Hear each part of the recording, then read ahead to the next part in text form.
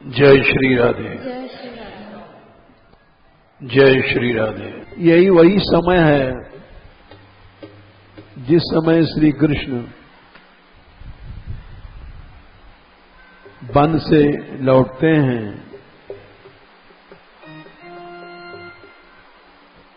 गायों को बुलाते हैं, ग्वाल बालों को बुलाते हैं, चलो अब घर चलें। नंदगांव में यशोदा मैया नंद बैठक पे हमारी बाट देख रही है।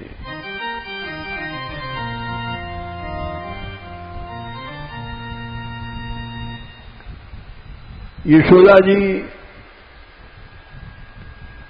नंदगांव से इधर यशोदा कुंड से पास में नंद बैठक है।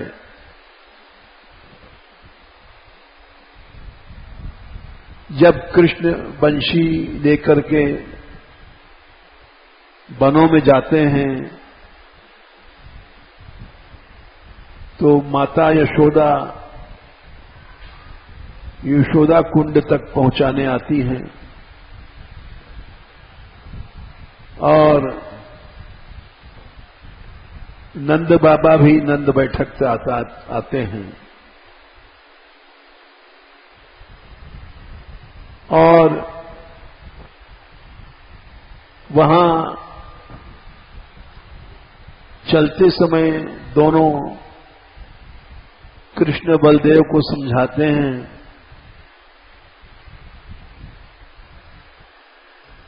कि देखो अकेले नहीं खेलना, दूर नहीं जाना। कंस के असुर घूमा करते हैं ब्रज में। कंस के असुर आज भी घूम रहे हैं, जो गायें चुरा लेते हैं, बाधा देते हैं।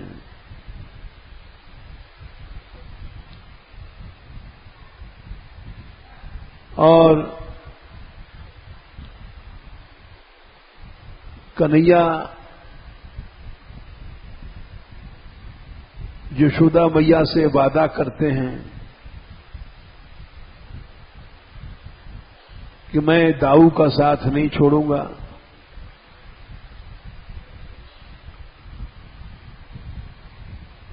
और मैया कहती है कि लाला कालीदह में जमुना स्नान मत करना।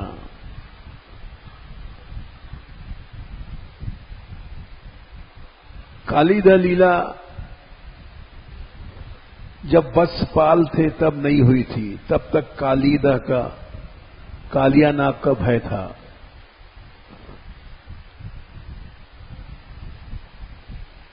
तो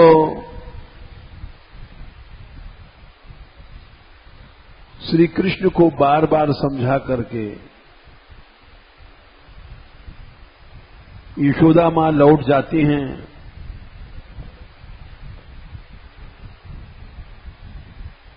नंद बाबा भी लौट जाते हैं।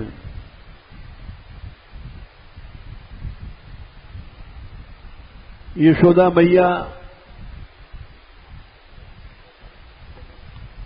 बीच बीच में लाला सदलोनी खाएगा इसलिए वनों में भी जाती हैं। कृष्ण को सदलोनी अच्छी लगती है खिलाने के लिए।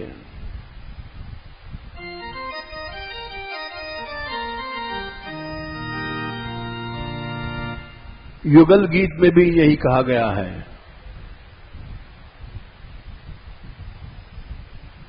हे यशोदे, यशोदा मां बार बार अपनी सखियों को भेजती हैं कि हमारो लाला कुशल से है कि नहीं है,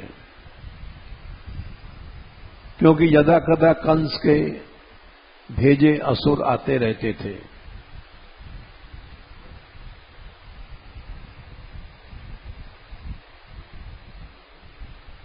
गोपियां जहां श्री कृष्ण हैं वहां जाकर के कृष्ण को देख करके लौट करके मैया से कहती थी, देखो देखो जशोदा कन्हैया तेरो लाल, कन्हैया तेरो लाल खेले कुंजन में। देखो यशोदा कन्हैया तेरो लाल, कन्हैया तेरो लाल खेले कुंजन में। अरे मां तेरा लाला खेल रहा है। देखो देखो जशोदा, देखो देखो जशोदा कन्हैया तेरो लाल, कन्हैया तेरो लाल खेले कुंजन में। देखो देखो जशोदा कन्हैया तेरो लाल, कन्हैया तेरो लाल खेले कुंजन में। ये खेले कुंजन में, खेले कुंजन में। मैया कहती है कहाँ है हमारा लाला? जमुना किनारे खेले गोपाल जी, खेले गोपाल जी। जमुना किनारे खेले गोपाल जी, खेले गोपाल जी। मैया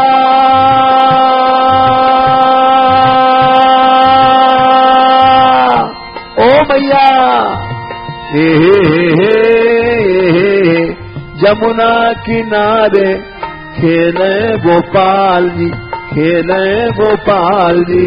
यमुना किनारे खेले गोपाल जी, खेले गोपाल जी। हमने जमुना किनारे उसको खेलते देखा। जमुना किनारे खेले गोपाल जी, खेले गोपाल जी। यमुना किनारे खेले गोपाल जी, खेले गोपाल जी। मोर पंख की टोपी सो है ऊपर लाल गुलाल, ऊपर लाल गुलाल खेले कुंजन में। मोर पंख की टोपी सोहे ऊपर वाले बाल, घूंघर वाले बाल खेले कुंजन में। मोर पंख की टोपी सो है घूंघर वाले बाल, घूंघर वाले बाल खेले कुंजन में। मोर पंख की टोपी सोहे घूंघर वाले बाल, घूंघर वाले बाल खेले कुंजन में। देखो देखो देखो देखो जशोदा कन्हैया तेरो लाल, कन्हैया तेरो लाल खेले कुंजन में। देखो यशोदा कन्हैया तेरो लाल, कन्हैया तेरो लाल खेले कुंजन में।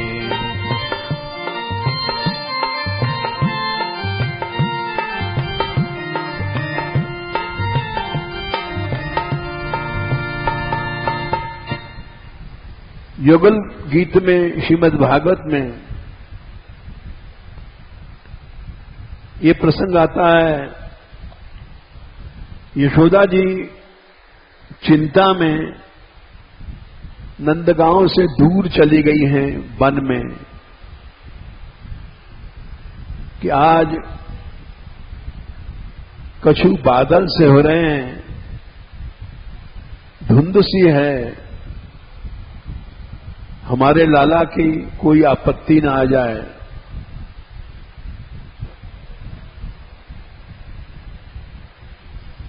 तब तक जो यशोदा जी की भेजी भई गोपियां कृष्ण को देख करके दौड़ के आती हैं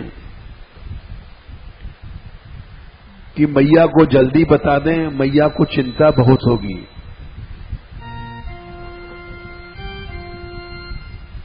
आई यशोदा ने पूछा, अरे कृष्ण को देखा है तुमने?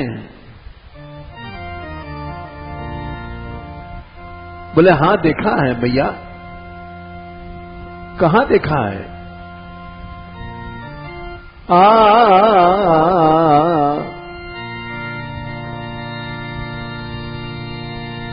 यमुना जी किनारे देखा है। विविध गोप चरणेषु विदग्धो वेणुवाद्य ऊर्धा निज शिक्षा।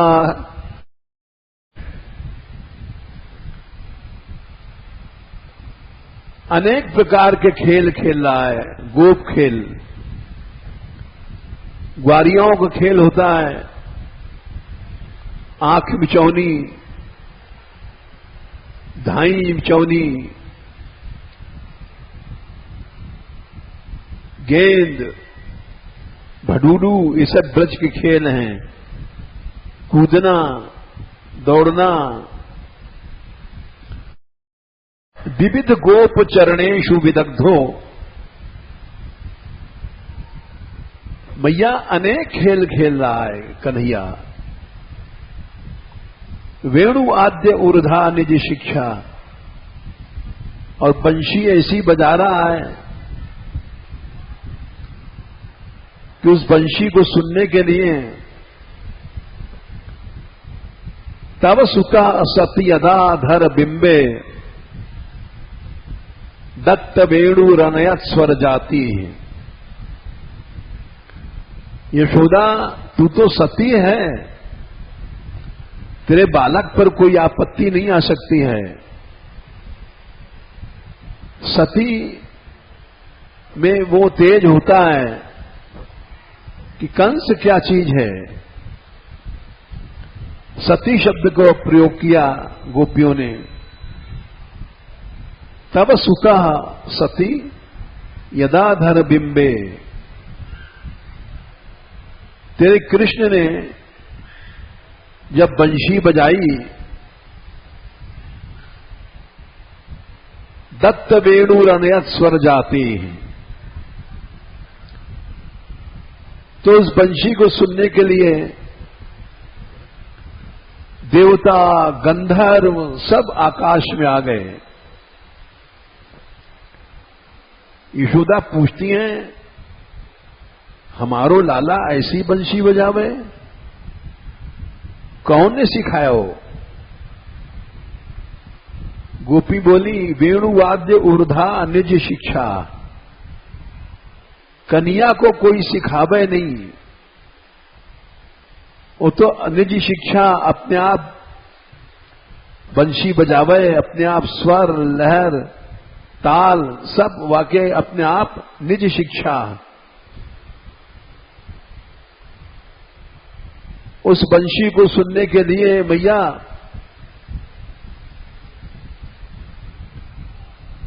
तब सुता सदी अदा धर बिंबे दत्त वेणु रनजय स्वर जाती सवनश तब तदुपधार्य सुरेशा। इंद्र आदि देवता आए मैया।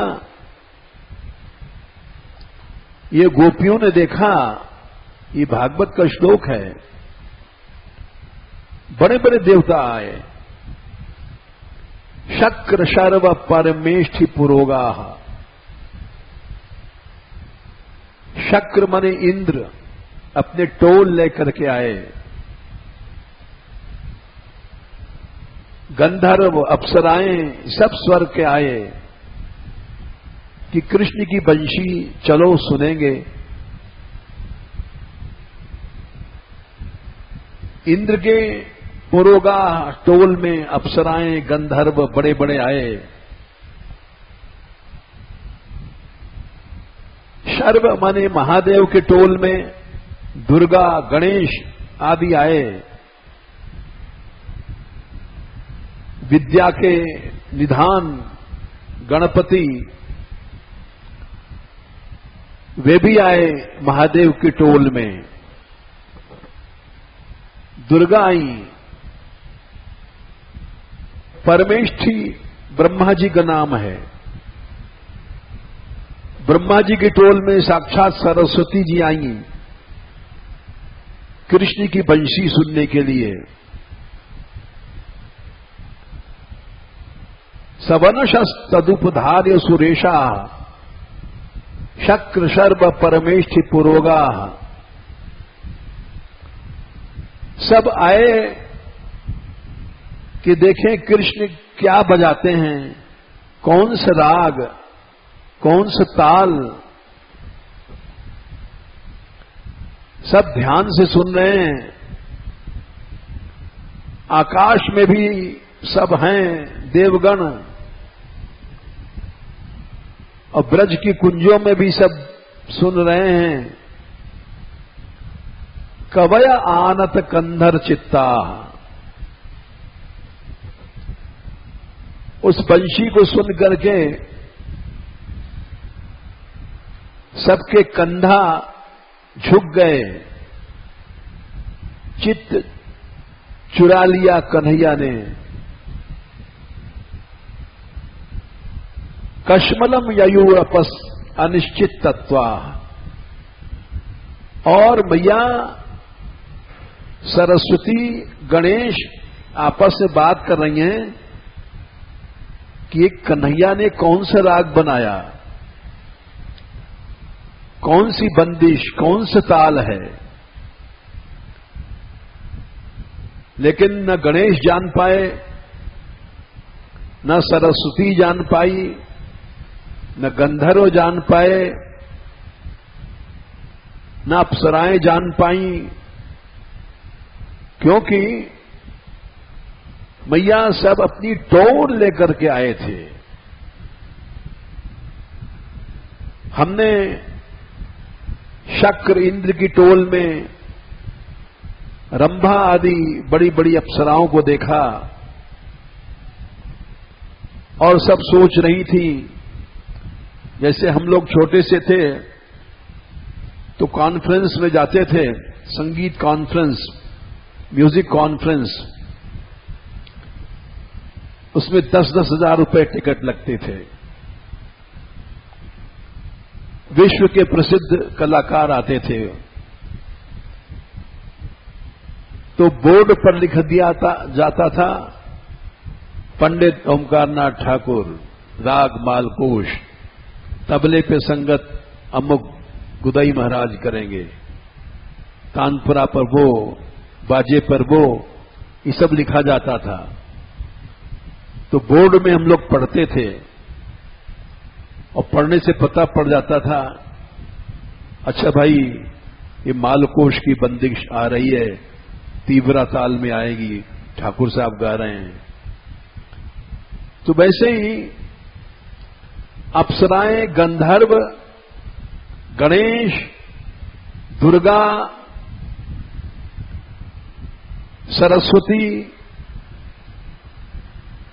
ये सुखदेव जी कह रहे हैं कश्मलम ययु अनिश्चित तत्वा। उनको पता ही नहीं पड़ा कन्हैया ने, इस छोटे से कन्हैया ने कौन सा राग, कौन सी बंदिश, कौन सी ताल, वो पहचान ही नहीं पाए। और राग में इतने बेसुध हो गए बंशी सुन करके कि मूर्छित से होने लग गए। फिर श्री कृष्ण ने देखा कि अब चलना चाहिए, संध्या हो रही है, मैया चिंता कर रही है। तो एक कदम पर चढ़ गए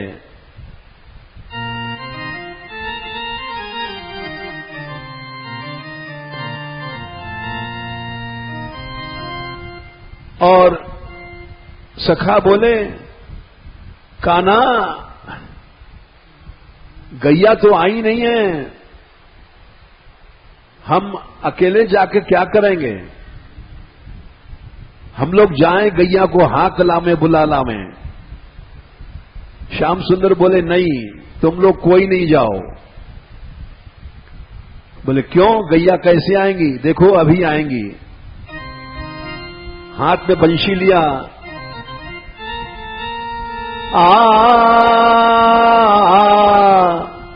कदम चढ़ी कान बुलावत गैया, कदम चढ़ी कान बुलावत गैया।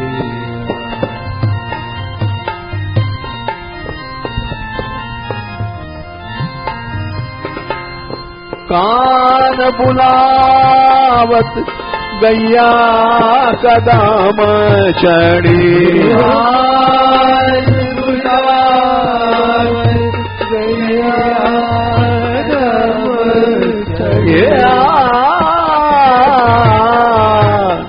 कदम चढ़ी, कान बुलावत गैया कदम चढ़ी, कान बुलावत गैया,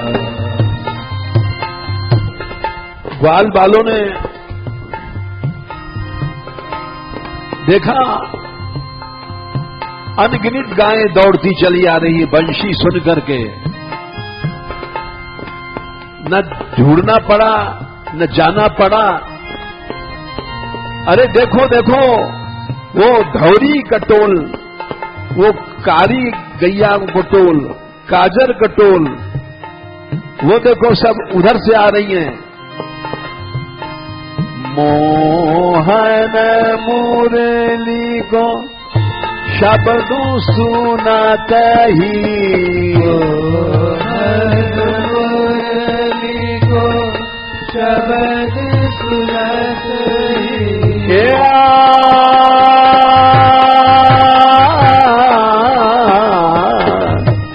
मोहन मुरली को शब्द सुनात ही,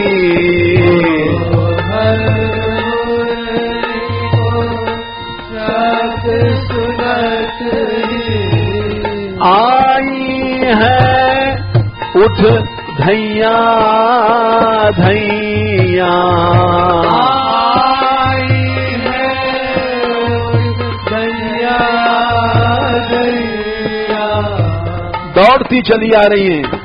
कदम चढ़ी कान बुलावत गैया, कदम चढ़ी कान बुलावत गैया।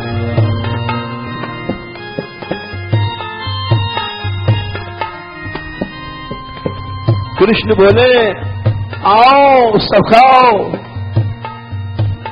गैया बिना ढूंढे आ गई हैं, अब हमको तुम्हें ढूंढना पड़ेगा, आ जाओ।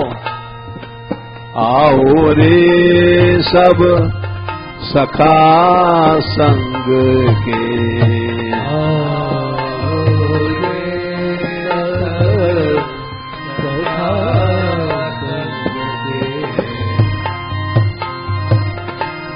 आओ रे सब सखा संग के,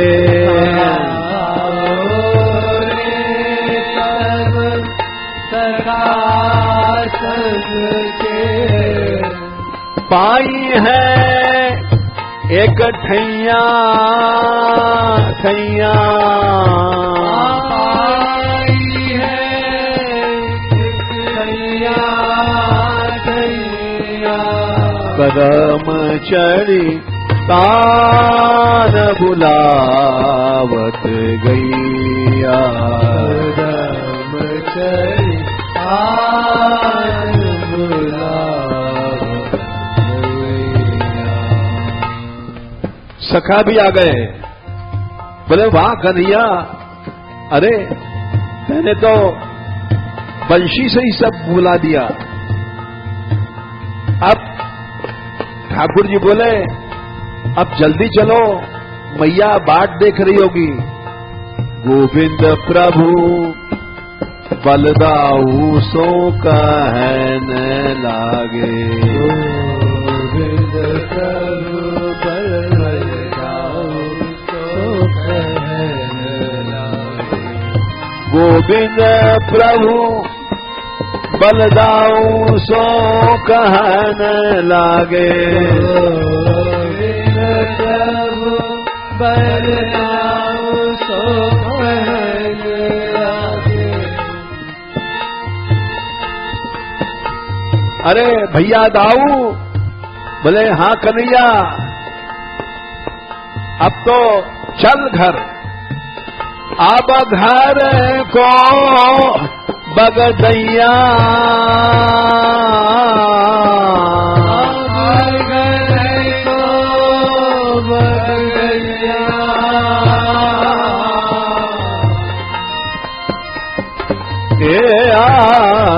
कदम चढ़ी कान बुलावत गैया।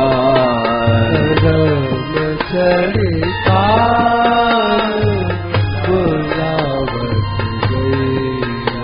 गोविंद प्रभु बलदाऊ सो कहने लागे। गोविंद प्रभु बलदाऊ सो कहने लगे। अब घर को बगदैया, अब घर को बगदैया। कदम चढ़ी कान बुलावत गैया। कदम चढ़ी कान बुलावत गैया।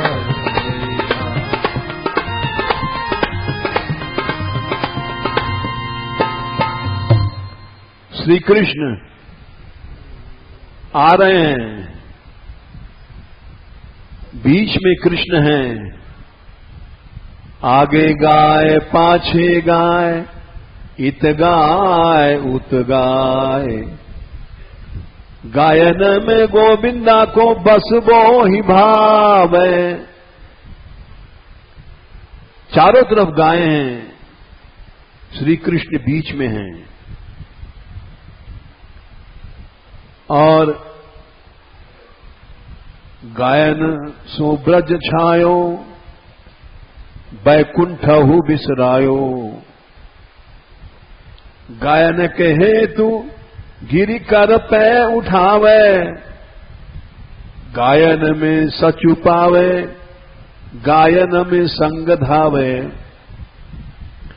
गायन की खुर रज अंग सो लगावे।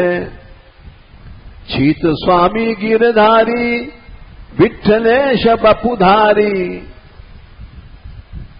ग्वारिया को वेशधार, ब्रज में आवे। तो ये ब्रज है, ब्रज की शोभा गाय हैं और गाय की शोभा ब्रज है।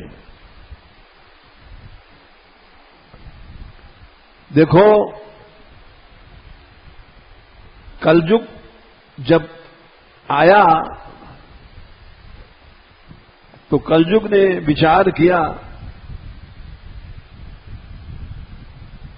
कि हमारा प्रभाव तो संसार में तभी फैलेगा जब ये 7 चीज न रहें। गोभिर विप्रैश्च वेदैश्च, सती भी सत्यवादी भी, अलुब्धैर दानशीलैश्च, षड्भिर धारते मही। 7 चीजों से पृथ्वी टिकी हुई है, नहीं तो इस पे इतने अत्याचार पाप हो रहे हैं कि धरातल चली जाती। एक तो गायें जब तक हैं पृथ्वी नीचे नहीं जाएगी। विप्रयी, अब भी ब्राह्मण लोग हैं, यद्यप उनमें उनके कर्मों में अंतर आया गया। वेद भी है,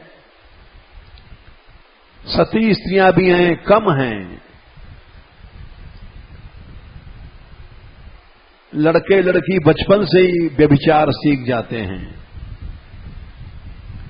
सत्यवादी भी लोग ही हैं, कम हैं।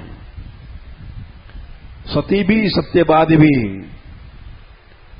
अलुब्ध ही त्यागी लोग भी हैं। दानशीलश्च, दान देने वाले भी एक से एक पड़े हैं संसार में। और इन्हीं दानियों की सहायता से हम लोग मांगते नहीं, चंदा नहीं करते हैं। हमारी गौशाला 6-7 लाख रुपए रोज खर्च न्यार का चल रहा है।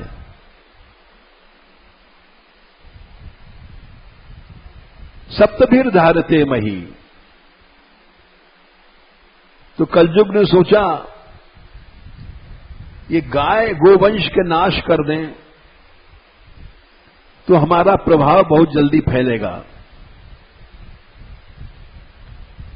तो कलयुग ने एक शूद्र राजा का वेश बना करके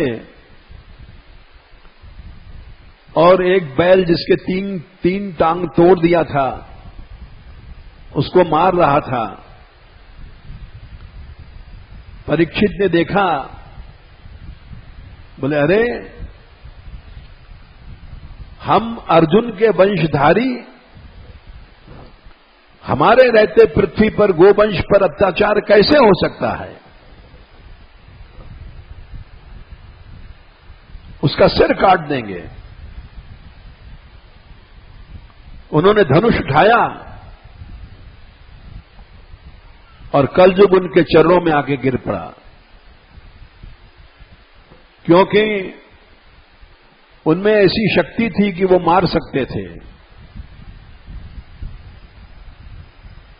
जब चरणों में गिर पड़ा तो शरणागत को नहीं मारना चाहिए, इसलिए छोड़ दिया।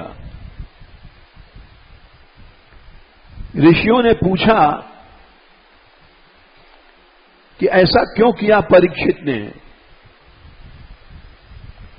ये तो कलयुग पाप रूप है। वो बोले भाई इसलिए किया कि इसमें एक ऐसा गुण है जो न सतयुग में, न त्रेता में, न द्वापर में किसी में ये गुण नहीं था जो कलयुग में है। बोले क्या? कुलशिलान्यासु सिद्ध्यन्ति नेतराणि कृतानि यत्। परीक्षित ने सोचा कि कलयुग में मानस पाप नहीं लगता है, मानस पुण्य हो ही नहीं पापा। तुमने मन से सोचा अच्छे काम के लिए और तुमको पुण्य मिल गया। पाप तो तुम करोगे तब मिलेगा, शरीर से। दूसरी बात, कलयुग में एक और गुण है, कृते यध्यायतो विष्णुम त्रेतायाम यजतो मखई। सतयुग में लाखों वर्ष तक ध्यान करते थे तो भी वो प्राप्ति नहीं होती थी। त्रेता में यज्ञ करते थे, बड़े बड़े अश्वमेध आदि यज्ञ, तो भी वो चीज नहीं मिलती थी। द्वापरे परिचर्याम, द्वापर में सेवा करते थे, लेकिन कलऊ केशव कीर्तनात्। कलयुग में कीर्तन करने से, भगवान के नाम से ही जो सिद्धि मिल जाती है वो न तपस्या से, न योग से, न किसी से, इसलिए उन्होंने छोड़ दिया। इसलिए कलिपावनावतार चैतन्य महाप्रभु ने, भगवान कृष्ण ही थे, जीवों को प्रकट होकर के कृष्ण कीर्तन का प्रचार किया और उनकी कृपा से चारों ओर कीर्तन फैला और पृथ्वी रुक गई, संसार टिका हुआ है। धर्मराज ने श्रीमद् भागवत में 6वें स्कंद में बात कही है, ये संसार टिका हुआ है कीर्तन की शक्ति से। तस्मात् संकीर्तनम विष्णोः जगन मंगलम अंहसाम। सारा संसार का कल्याण हो रहा है। जो लोग कीर्तन करते हैं वो खाली उनका ही कल्याण नहीं है, सारे संसार का कल्याण है। तस्मात् संकीर्तनम विष्णु जगन मंगलम अंहसाम महताम अपि कौरव्य विद्ये कांतिक निष्कृतिम। तो कलयुग ने गोवंश पर अत्याचार किया और गायें घटी, इसीलिए कलयुग बढ़ गया। लेकिन कुछ साल पहले भारतवर्ष में इतनी गायें थी, ऐतिहासिक प्रमाण से हम बता रहे हैं कि सारे संसार में ऐसी नहीं थी। श्रीमद् भागवत में 10वें स्कंद के 64वें अध्याय में लिखा है कि नृग ने इतनी गायों को दान किया, यावत्या सिकता भूमेर यावत्यो दिवितारका यावत्यो वर्षधाराष्ट्र तावतीरददाद स्मगा। जितने बालू के कण हैं पृथ्वी में, जितने आकाश में तारे हैं, जितनी पानी की बूंदें हैं, इतनी गैयाएं राजा नृग ने दान किया था। इतनी गायें थी। पैस्वनी तरुणी शील रूप गुणोपन्ना कपिला हेम श्रृंगी न्यायार्जिता रूप्य खुरा सबत्सा दुकूला माला भरना ददा वहम। सबके सींग सोने से मढ़े गए, खुर चांदी से मढ़े गए। हेम श्रृंगी माने सोने की सींग, रूप्य खुरा माने चांदी से खुर। ऐसी गायों को, असंख्य गायों को दान दिया। ये श्रीमद् भागवत में भी है, वाल्मीकि रामायण में भी बालकांड में है।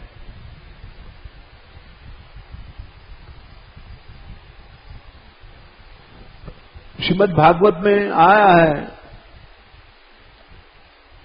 अध्याय 70 में कि श्री कृष्ण स्वयं रोज 13,084 गायों का दान करते थे नित्य, और गहनों से सजा करके, सोने की गहने से हर गाय के गले में सुनहले कंठे और सोने के कठूला पहना करके श्री कृष्ण रोज 13,084 गायों को सवेरे उठकर दान करते थे, फिर दूसरा काम करते थे। पांडव लोग जब अज्ञातवास करने गए, 1 साल के लिए उनको छिप के रहना था। तो उन 5 पांडवों में यद्यपि युधिष्ठिर बड़े थे, भीम छोटे थे उनसे, अर्जुन उनसे छोटे थे, नकुल उनसे छोटे, सहदेव सबसे छोटे, लेकिन सबसे अधिक सम्मान सहदेव को मिला, क्योंकि सहदेव ने अपना नाम तंतीपाल बताया। तंती माने गायों के समूह को, विस्तार को तंती कहते हैं। वो बोले राजा विराट से कि देखो, हम आपके यहां नौकरी करने आए हैं, मेरा नाम तंतीपाल है और मैं पांडवों के यहां गाय पालता था। आपको मालूम है कि पांडवों के पास सबसे ज्यादा गोधन है, था। युधिष्ठिर के यहां 10,000 वर्ग थे गायों के,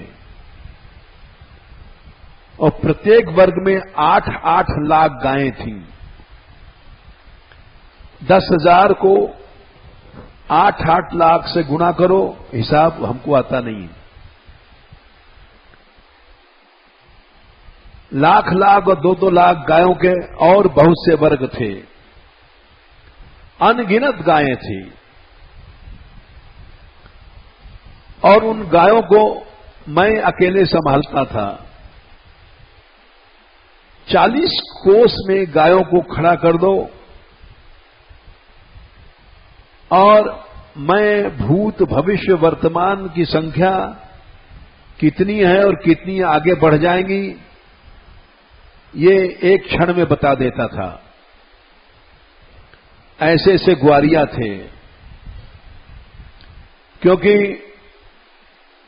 गायें बढ़ती रहती हैं।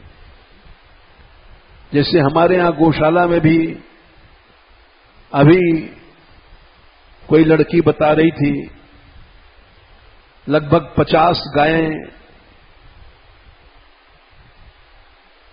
गर्भणी हो जाती हैं हर महीने। शायद कुछ ज्यादा बताया था, हम याद नहीं। तो तंतीपाल बोले, सहदेव, वो हम सब जान जाते हैं और हमको बैलों की पहचान है। बैलों के मूत्र सूंघने से बांझ स्त्री को गर्भ रह जाता है, ऐसी ऐसी औषधियां हम जानते हैं।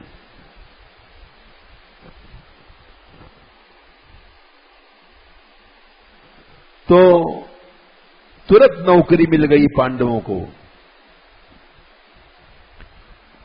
तंतीपाल के कारण से। बोले गोधन सबसे बड़ा धन है। जिस देश में गोधन बढ़ता है उस देश में लक्ष्मी बढ़ती है। गोबर में लक्ष्मी होती है, ये शास्त्रों में लिखा है।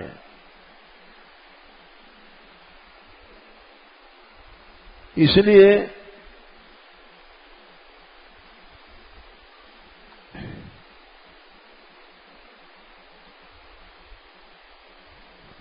पांडवों को नौकरी मिल गई। भीमसेन ने रसोइया का काम किया, क्यों बहुत भोजन खाते थे और बनाना बहुत बढ़िया जानते थे। उनको रसोई की विद्या बड़ी अच्छी आती थी। जो खाता है वो खिलाता भी है।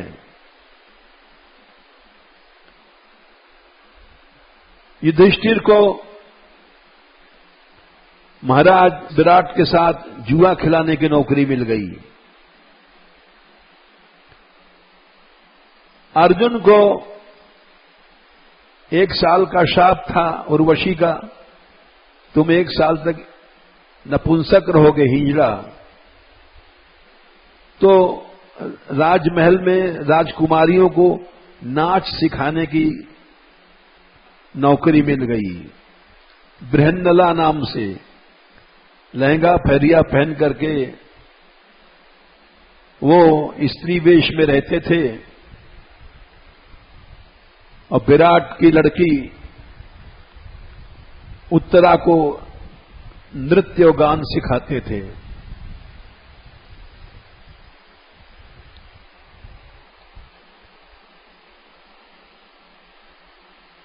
यहां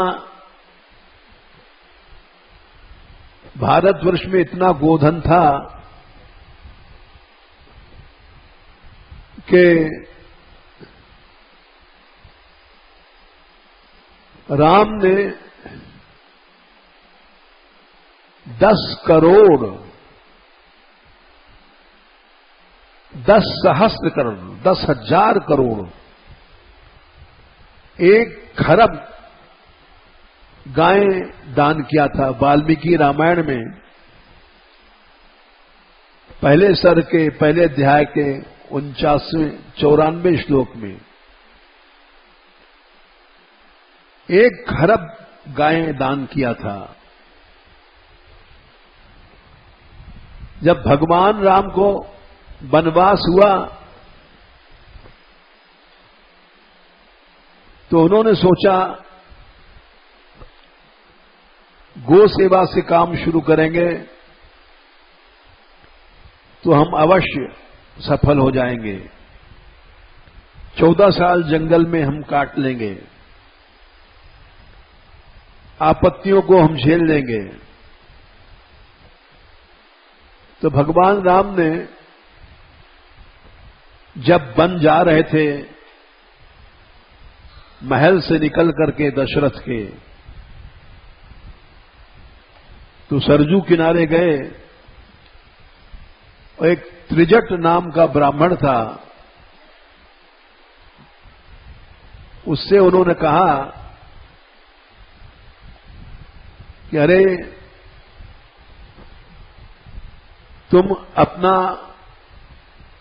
ये डंडा घुमा के फेंको, जहां तक ये डंडा जाएगा वहां तक की सारी गायें तुम ले लेना। उस ब्राह्मण ने डंडा घुमा करके थ्रो किया, सरजू के उस पार हजारों गायों के गोश्त में जाकर गिरा और राम ने उसके सम्मान में सारी गायों को दे दिया।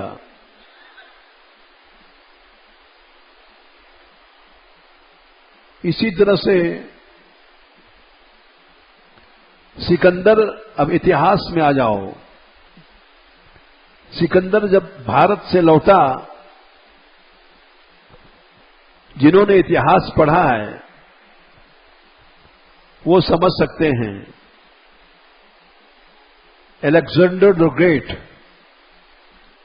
1 लाख उत्तम जाति की गायें ले गया था भारतवर्ष से। उससे पहले मुसलमानों ने भी यहां से बहुत सी गायों का अपहरण किया।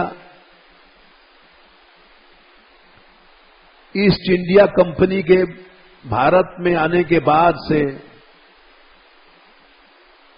अंग्रेजों ने सोचा कि ये सोने की चिड़िया है भारतवर्ष, इतनी गोवंश की खाद रहती थी कि बिना जोते बिना अकृष्ट पचिया भूमि थी, जोतने बोदने की जरूरत नहीं है, केवल फेंक दो नाज और चाहे जितना फसल ले लो। तो उन्होंने सोचा कि भारतवर्ष को हम जीतेंगे, काबू में करेंगे, 2 रास्ते हैं। एक तो यहां गोवंश को हटाया जाए, यहां इतना अनाज है, धरती सोना उगलती है, एक गुरुकुल पद्धति तोड़ दी जाए, जिससे भारतीयों को अपना भारतीय संस्कृति का गर्व न रहे। तो वो अंग्रेजी नास्तिक विद्या चलाई और पहला गो हत्या केंद्र लॉर्ड कर्नल के समय में स्थापित हुआ भारतवर्ष में। और अब इतनी हजारें गायें कटती हैं कि एक समय ऐसा आएगा जब दर्शन मुश्किल हो जाएगा, किसी गाय का भी दर्शन मुश्किल है, तब पूरा कलयुग आ जाएगा और उसके बाद आंशिक प्रलय होगा, संसार का नाश होगा। क्योंकि शास्त्र की प्रतिज्ञा है, जब तक 7 चीजें हैं पृथ्वी का नाश नहीं होगा। ये युग का प्रभाव है कि दिन पर दिन गोवंश घट रहा है, जबकि सब लोग जानते हैं कि गाय के गोबर से धरती सोना उगलती है। गोबर से बने अन्न में कोई रोग नहीं होता है। जितनी बीमारियां, kidney fail, liver fail, heart fail, ये सब ये रासायनिक खादें, यूरिया वगैरह, इनसे बने हुए अन्न में विष होता है। दवाएं छिड़की जाती, कीटाणु मारे जाते हैं, ये सब विष है। विष से बने अन्न में रोग नाश करने की शक्ति नहीं होती, रोग पैदा करने की शक्ति होती है। रोग बढ़ते हैं। और गोबर से बने अन्न में रोग नाश की शक्ति होती है। पृथ्वी का रूप गो माता का है। वो जब जब पृथ्वी गई है भगवान के पास, अवतार के लिए प्रार्थना करने, पृथ्वी गई है गाय का रूप बना करके। देखो, यद्यप समय हो गया है, लेकिन फिर भी अभी 10 मिनट और कहेंगे हम। एक लड़की ने आप हमसे जाकर के मंदिर में पूछा कि हम जो कर रही हैं ठीक कर रही हैं क्या? वो गोसेवा रोज लड़कियां आती हैं, यहां करती हैं। हमारे यहां अभी 2-3 महीने पहले की बात है, सुभाष जी हमारे पास गए। अब बोले गौशाला कैसे चले? मजदूरों ने हड़ताल कर दिया, पैसा बढ़ाओ। लोग फोड़ने तोड़ने वाले बहुत हैं। हमने कहा घबराओ नहीं, हमारे मंदिर में 100 साधु हैं और 100 लड़कियां हैं। बड़ी भारी जनशक्ति है। हमने कहा मानगढ़ में जो रहता है वो गौ सेवा जरूर करेगा। 200 आदमी निःशुल्क यहां रोज सेवा करने लग गए। कोई काम नहीं रुका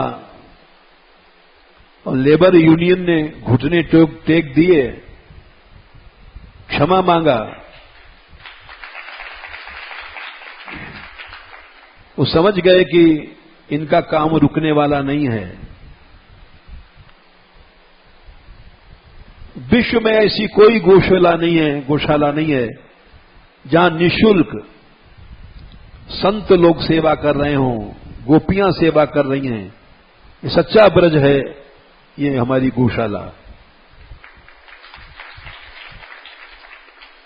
पेड सर्वेंट तो सब जगह मिलेंगे, तनख्वाह लेकर के काम करने वाले, बिना पैसा के सेवा करने वाले यही मिलेंगे। अभी कल भी एक लड़की ने कहा कि यहां व्यवस्था कुछ गड़बड़ हो रही है। हमने कहा फिर जाना शुरू कर दो तुम लोग। नारी एक शक्ति है, तुम में अगर एकता हो, भक्ति हो तो सारे भारत को बदल सकती हो। ये गौशाला तो छोटी सी चीज है, तुम्हारे में वो शक्ति है, आराधना में वो शक्ति है कि किसी की हमको सहायता की जरूरत नहीं, न किसी आदमी की, न किसी पैसे की, न धेदे की। भगवान की भक्ति के प्रताप से सब चल रहा है। तो आज से फिर से इन लोगों ने आना शुरू किया और गो सेवा से ये उत्तर दे रहे हैं। किसी ने प्रश्न किया था कि हम ठीक कर रही हैं कि नहीं। गो सेवा से निरोध सिद्ध हो जाता है। निरोध उस अवस्था को कहते हैं कि मन गड़ गया कृष्ण में और एक क्षण को भी कृष्ण नहीं छूटेगा। गो सेवा से ये सिद्धि होती है। गाय, गोविंद, गरुड़, गंगा, ये सब गगार जो हैं, गकार एक हैं। वैष्णव वार्ताओं में लिखा है कि गोस्वामी विट्ठलनाथ जी के 7 लड़के थे और वे लोग गोसाई जी को काका जी कहते थे। एक ब्रजवासी वो भी गोसाई जी को काका जी कहने लग गया। भोला था, गोसाई जी के पास आया। विट्ठलनाथ जी श्री कृष्ण के अवतार थे। भगवान अवतार लेता है, ये भगवान की प्रतिज्ञा है। यदा यदा हि धर्मस्य ग्लानिर्भवति भारत अभ्युत्थानम् अधर्मस्य तदात्मानं सृजाम्यहम्। परित्राणाय साधूनां विनाशाय च दुष्कृताम् धर्म संस्थापनार्थाय संभवामि युगे युगे। हमसे बहुत से लोग पूछते हैं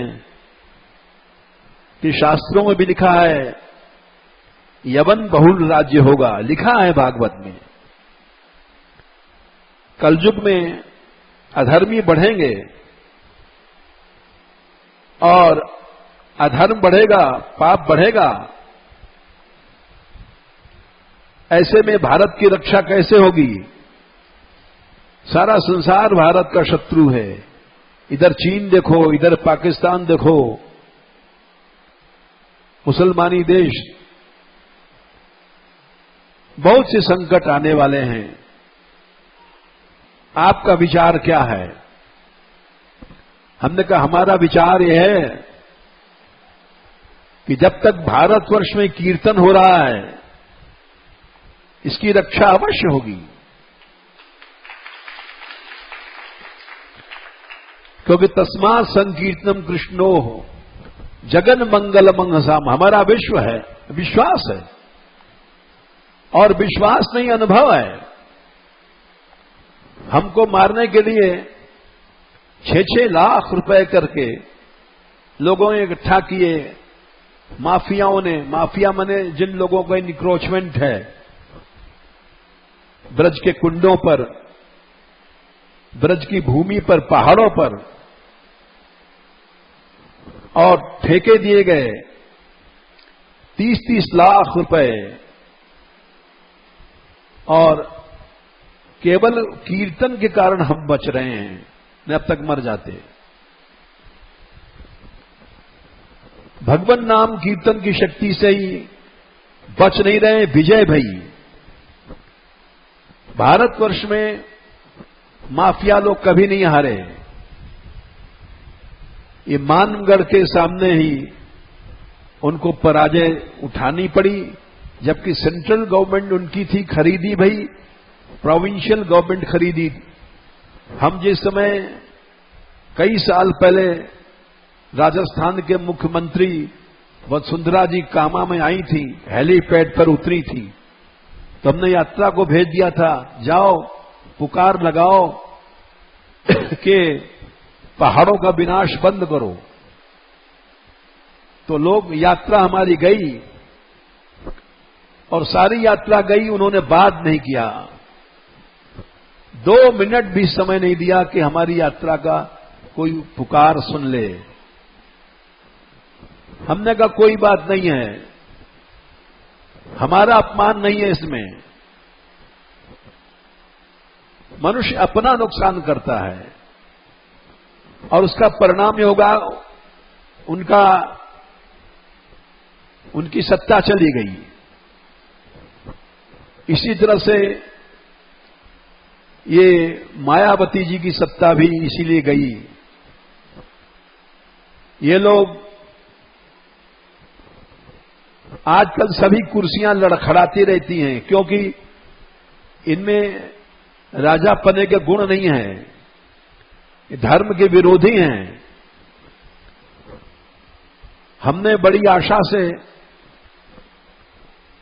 सोचा था यहां जगह नहीं है गायों के खड़े होने की, 20,000 गायें हैं, छोटी सी जगह है, कि ये हमको पहाड़ मिल जाए गोचर भूमि चलाने के लिए। लेकिन अभी तक कुछ नहीं हुआ, तो हम क्या आशा करें कि भारतीय राज्य, हम स्वतंत्र हैं, जहां गायों को खड़े होने की जगह नहीं है, उस राज्य में हम कैसे उस राज्य की तारीफ कर सकते हैं। लेकिन फिर भी हम लोग जीवित हैं और आगे चल रहे हैं, आंदोलन चल रहा है, हर आंदोलन में हम लोग जीत चुके हैं। यमुना आंदोलन चल रहा है, इसमें भी अवश्य जीतेंगे।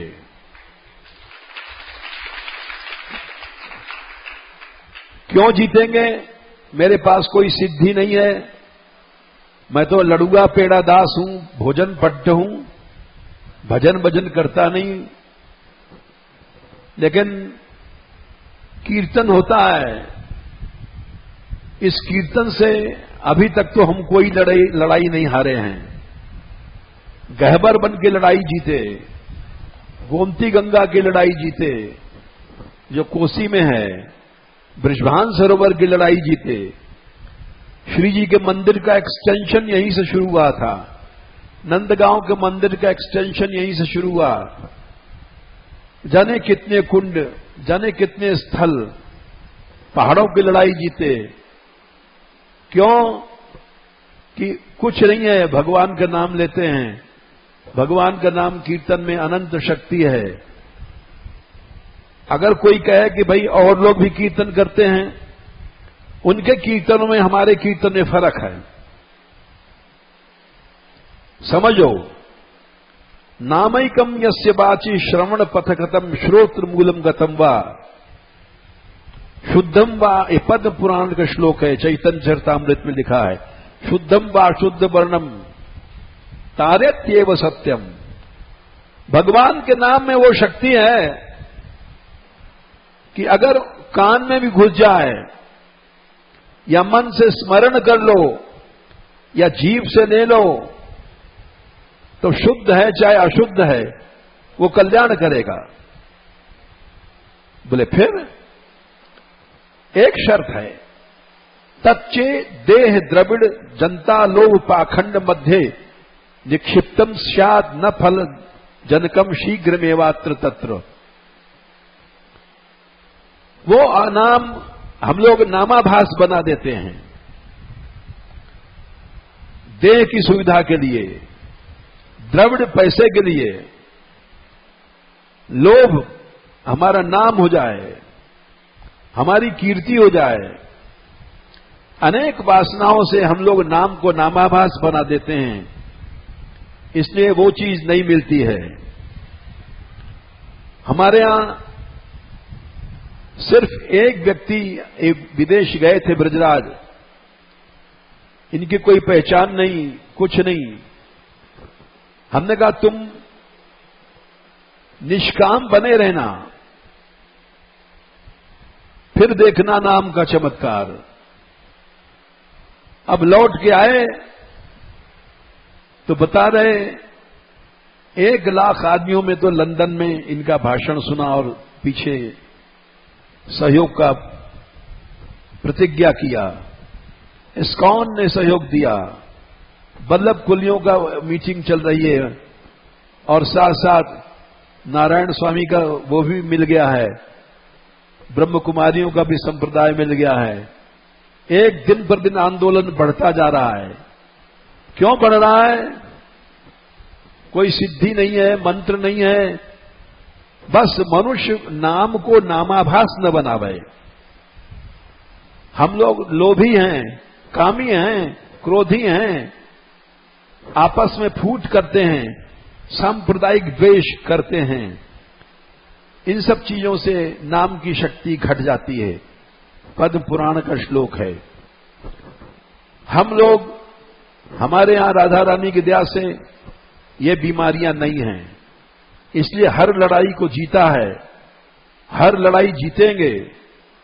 गौशाला हमारी 5 साल पुरानी है, लेकिन ब्रज की सबसे बड़ी बन गई, उत्तर प्रदेश की सबसे बड़ी बन गई और बढ़ती जा रही है। और थोड़े दिन में ये कहां पहुंचेगी ये हम भी नहीं जानते हैं। तो हम ये कह रहे थे गौ सेवा से निरोध की सिद्धि मिलती है। कोई भोला ब्रजवासी था, गोसाई जी के पास गया, बोले हमको जी कोई ऐसी बात बताओ कि बहुत जल्दी हमको कुछ प्राप्ति हो जाए। वो बोले गो सेवा करो। उसने गायों की ऐसी सेवा किया जो हम समझ नहीं सकते। गायों के नीचे रेती बिछाता था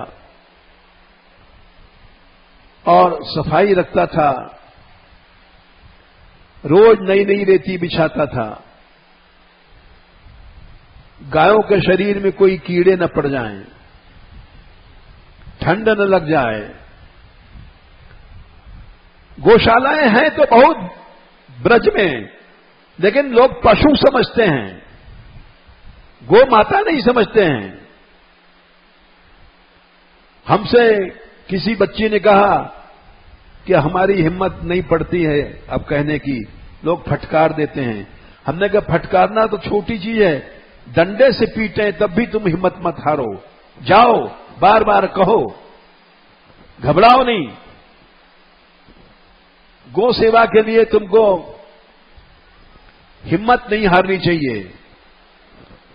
उसने ऐसी सेवा किया घास छील के लाता था और धो करके खिलाता था कि गाय के पेट में शुद्ध घास जाए, फिर दूध में रज नहीं आएगी। ऐसी सेवा विस्तार से लिखी है। ऐसी सेवा आजकल संसार में कहीं नहीं है। तिलक बिलक लगा देते हैं, सजा देते हैं थोड़ी सी गायें रख करके, लेकिन वास्तव में जब ऐसा समूह हो जाए तब पता पड़ता है कि सेवा करने में कितना दम है।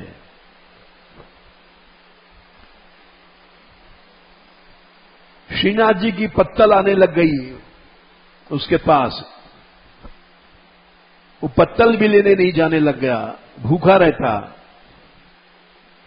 श्री कृष्ण बस में हो गए और श्रीनाथ जी स्वयं लड़ुआ लाते और उसको देते। देखो, जो भगवान जिसका दर्शन मुश्किल है वो गोसेवा से पीछे पीछे दौड़ता है।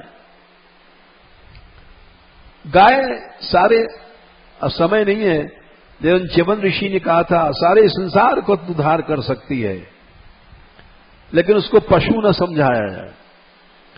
कहीं भी गोसेवा हो रही है उससे संसार का कल्याण होता है।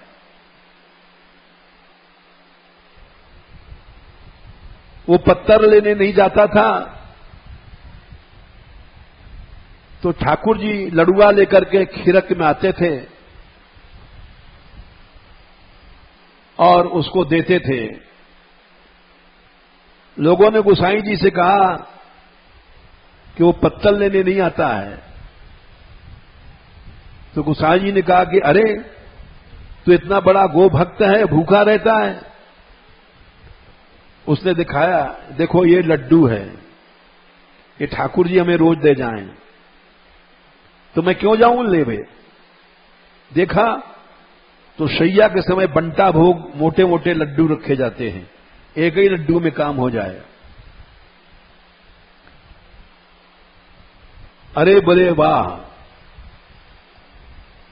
एक दिन श्रीनाथ जी गए और वहां झारी पानी भी ले जाते थे उसको पिलाने के लिए।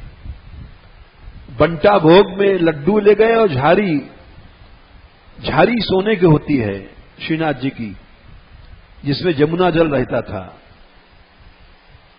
अब तो जमुना जल है ही नहीं, ब्रज में नहीं है, एक बूंद भी नहीं है जमुना जल। कलयुग का ऐसा प्रताप है। श्रीनाथ जी झारी भूले वहीं। वो सवेरे गया गोसाई जी के पास, बोले देखो ये झारी भूल है ठाकुर जी।